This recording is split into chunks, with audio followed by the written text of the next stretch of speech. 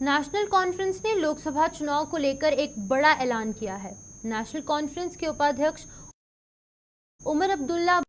भी अब चुनावी मैदान में उतरने के लिए तैयार हैं। पार्टी के अध्यक्ष डॉक्टर फारूक अब्दुल्ला ने उमर अब्दुल्ला को बारामूला से चुनावी मैदान में उतारने का ऐलान किया है। वहीं पर नेशनल कॉन्फ्रेंस के एक अन्य वरिष्ठ नेता और पूर्व मंत्री आगा सईद को नेशनल कॉन्फ्रेंस ने श्रीनगर से पार्टी का उम्मीदवार घोषित किया है। इस तरीके की घोषणाएं जो है वो लगातार की जा रही हैं, जहां पर एक और पहले कांग्रेस की बात करें, भाजपा की बात करें तो उनके द्वारा यहां पर नामों का ऐलान किया गया जम्मू प्रोविंस में। वहीं पर अब कश्मीर घाटी में भी नेशनल कॉन्फ्रेंस ने कमर कस ली है और यहां पर लगातार जो नामों का ऐलान है वो किया जा रहा है। जहां पर आपको बता दें कि बारामूला लोकसभा सीट से उमर अब्दुल्ला जो कि उपाध्यक्ष है नेशनल कॉन्फ्रेंस के, वो बारामूला से ये जो चुनावी मैदान में उतरेंगे।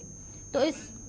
इस खबर पर ज़्यादा जानकारी देने के लिए हमारे साथ हिलाल हंजूरी हमारे श्रीनगर से संवाददाता ज्वाइन कर चुके हैं। हिलाल, बताइएगा, जिस तरीके से यहाँ पर नेशनल कॉन्फ्रेंस से अब श्रीनगर का भी जो उम्मीदवार है उसका ऐलान हो चुका है, बारामूला की सीट का भी ऐलान हो चुका है, क्या कुछ जानकारी है आपके पास? बिल्कुल, इसमें कोई शक नहीं है कि इससे पहले एक्सपेक्ट किया जा रहा था कि जो उमर अब्दुल्ला है वो श्रीनगर से चुनाव लड़ेंगे, लेकिन आज जब डॉक्टर फारूक अब्दुल्ला ने एक प्रेस कॉन्फ्रेंस के दौरान, जो कि ज्वाइंट प्रेस कॉन्फ्रेंस थी जिसमें सभी नेशनल कॉन्फ्रेंस के सीनियर क़यादत जो थी वो सामने थी, और उस दौरान जब उन्होंने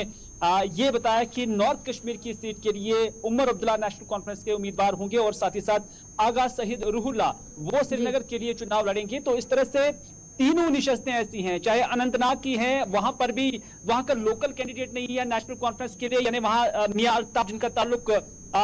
जो है जिला गांधरबल के कंगन इलाके से हैं। इसी तरह उमर अब्दुल्ला का ताल्लुक अगरचे श्रीनगर से है लेकिन बारामूला के लिए चुनाव लड़ रहे हैं, और इसी तरह से आगा सईद रूहुल्लाह का ताल्लुक जिला बडगाम की उस कॉन्स्टिट्यूंसी से है जो बारामूला हल्का इंतखाब के साथ ताल्लुक रखती है, लेकिन चुनाव श्रीनगर के लिए लड़ रहे हैं। तो उसके बाद कंपटीशन जो है तीनों जगहों पर काफी दिलचस्प हुआ है। नॉर्थ कश्मीर के लिए सज्जाद गिरी लोन एक मजबूत दावेदार है और अब उमर अब्दुल्ला उनके मध्य मुकाबिल होंगे, तो यहाँ पर जो फाइट होगी वो इन्हीं दो दरमियान समझी जाती है। हालांकि इसमें इंजीनियर रशीद का नाम भी सामने आ रहा है और पीडीपी की जानिब से जो फयाज अहमद मीर है वो भी यहाँ पर चुनाव लड़ रहे हैं, लेकिन असल मुकाबला बारामूला पार्लिमानी निशस्त के लिए उमर अब्दुल्ला और सज्जाद गिरी लोन के दरमियान ही होगा। इस तरह से श्रीनगर निशस्त के लिए जब हम देखते हैं तो यहाँ पर वहीदुर रहमान पर्रा जो कि पीडीपी की एक नौजवान लीडर है वो यहाँ से चुनाव लड़ रही है, और उनके मध्य मुकाबले नेशनल कॉन्फ्रेंस की एक फायरब्रांड लीडर, एक जमा सा लीडर आगा सईद रूहुल्लाह होंगे। और इसी तरह से साउथ कश्मीर सीट के लिए महबूबा मुफ्ती खुद पीडीपी के लिए चुनाव लड़ रही है, और उनका मुकाबला अगरचे गुलाम नबी आजाद और उसके साथ साथ अपनी पार्टी के जफर इकबाल मनहास और नेशनल कॉन्फ्रेंस के मियां अल्ताफ के दरमियान समझा जाता है। अगर जितने कैंडिडेट यहाँ पर उनकी नॉमिनेशन के हवाले से ऐलान हो गया है, लेकिन असल मुकाबला वहां पर भी महबूबा मुफ्ती और मियां अल्ताफ के दरमियान ही तस्वुर किया जाता है। लेकिन अब चूंकि ट्रेंड्स शुरू हो चुकी हैं, अब इस हवाले से बाज़ाब्ता मुहिम जो है सभी पार्टियों ने शुरू कर दी है। अब देखने वाली बात होगी कि कौन सी पार्टी वोटरान को अपनी तरफ लुभाने में कामयाब हो जाते हैं। जी हिलाल, बताइएगा, जिस तरीके से अपने बारामूला लोकसभा सीट की बात की, बारामूला की बात करें तो वहां पर एसटी ट्राइब्स की संख्या जो है वो बहुत ज़्यादा है और इन लोगों को पहाड़ी स्टेटस जो है वो भाजपा ने दिया है। अब कितना जो डिफरेंस है वो देखने को मिल सकता है, क्या रुझान जो है वो लोगों का यहाँ पर भाजपा की ओर बढ़ सकता है?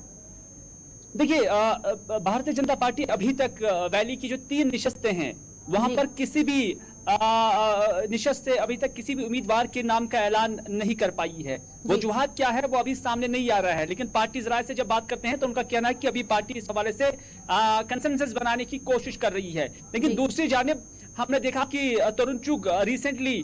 वो अपनी पार्टी और उसके साथ साथ सज्जाद गिरी लोन के साथ भी मुलाकात हुए थे, और इस तरह की जो खबरें चली हैं तो उसका मतलब ये है कि क्या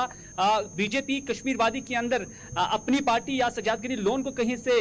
हेल्प करेगी, ये अभी हालांकि इस हवाले से अभी कुछ साफ नहीं हुआ है, लेकिन अंदाजे, अटकलियां, इशारे तो इस तरह के मिल रहे हैं। लेकिन भारतीय जनता पार्टी का ये मौकफ है कि वो सभी 3 निशस्तों से वैली की चुनाव लड़ेंगे, और अगर वो चुनाव लड़ते हैं तो फिर उस पहाड़ी वोट के काफी सारे दावेदार हो सकते हैं। न सिर्फ सज्जाद गिरी लोन बल्कि क्योंकि यहाँ इलाकाई पार्टियों का भी एक असर पहाड़ी तबके के अंदर है, लेकिन उसके बावजूद भी अगर भारतीय जनता पार्टी भी यहाँ से चुनाव लड़ती है और फिर वो देखना पड़ेगा कि क्या सारा वोट जो पहाड़ियों का है क्या वो सारा बीजेपी की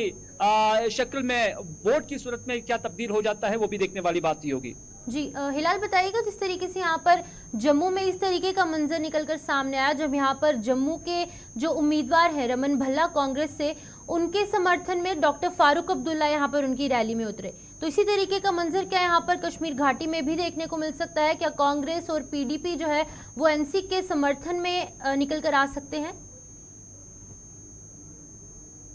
हम देखते हैं कि कांग्रेस और नेशनल कॉन्फ्रेंस इंडिया अलायंस के तहत अगर इतिहाद में है, और रिसेंटली एक प्रेस कॉन्फ्रेंस भी हुई है जिसमें सलमान खुर्शीद थे और कांग्रेस थे, तो उसमें हमने देखा कि उन्होंने ज्वाइंटली जम्मू कश्मीर की 6 इनिशिएटिव पर, इंक्लूडिंग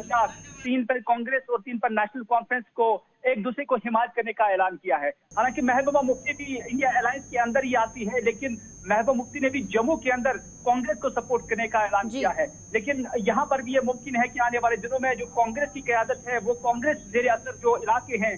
जी हिलाल, बहुत बहुत शुक्रिया तमाम जानकारी देने के लिए। हिलाल हंजूरी